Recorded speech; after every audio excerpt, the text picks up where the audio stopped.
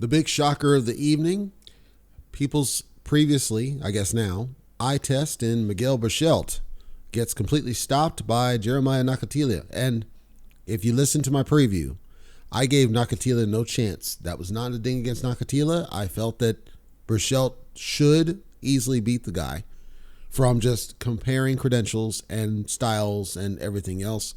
That's not what happened. And it seemed like his loss to Oscar Valdez took something from him. And the performance we saw from Nakathila, it was like a top tier performance. But we know Nakathila's he's not a bum at all. He's a decent fighter. He's a good fighter. But from levels, you wouldn't have expected what you saw. If you saw this fight, you wouldn't have expected this. It was absolutely dominant. A blowout.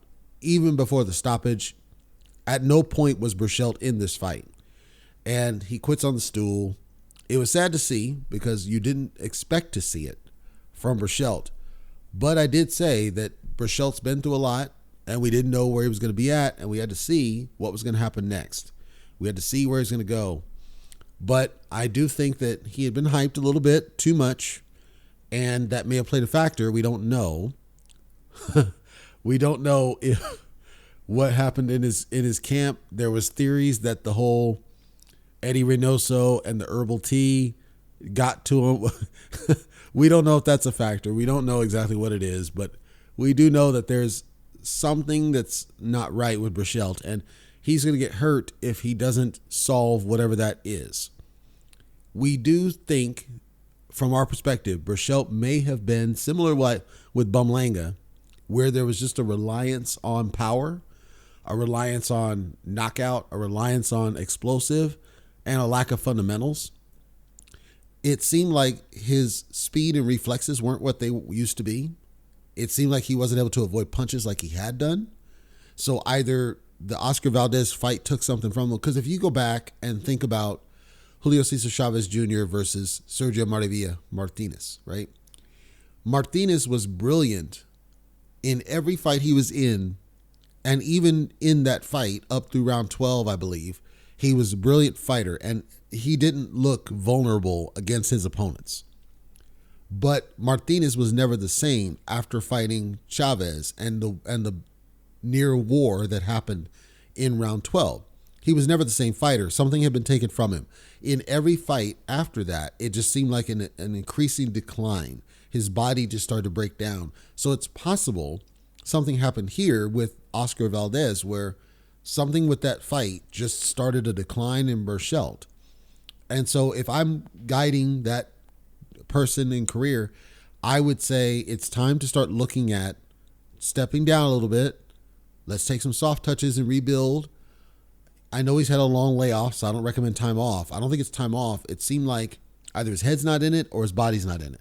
So let's figure out which one it is. Take some soft touches, one or two easy touches, not bums, but like people that we know we should beat. See where we're at, see what we can do, and then kind of build back up from there. That's what I would recommend doing.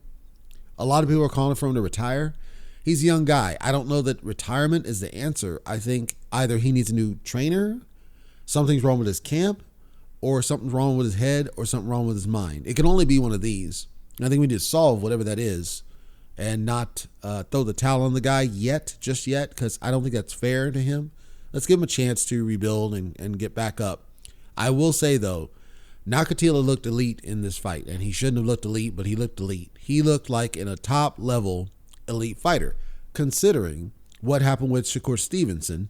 And Nakathila even said, well, Stevenson just ran. But if you can't cut the ring off and catch the guy, that's like one of the fundamentals. And that goes to why I was so stunned seeing what happened here against Berchelt, because it's like he struggled to cut off the ring against Shakur Stevenson, but he's easily able to dominate Miguel Berchelt, and Miguel Berchelt is arguably way more dangerous than Shakur Stevenson ever was or ever will be. So what was different? Is it that Shakur is that good, or that Berchelt was just totally off? That was weird. So kudos to Nakathila, and unfortunately, I think people are going to look at Nakathila and try to position him for some of these top guys at lightweight, junior lightweight, 130. And I think that's a mistake.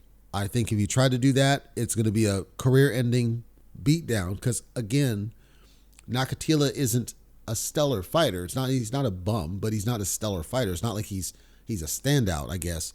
And if you put him in there against some of the danger that's there, I don't think he's going to have anywhere near that, and he might get hurt too. So I think with him, I think you position him against guys that he's like his equal, like people that are arguably equal to him in style, in speed, in performance, and really kind of build, because it feels like Nakathila needs more build. It feels like he's half-baked, like he's kind of sort of something, but he was escalated too fast. He's put up too quick.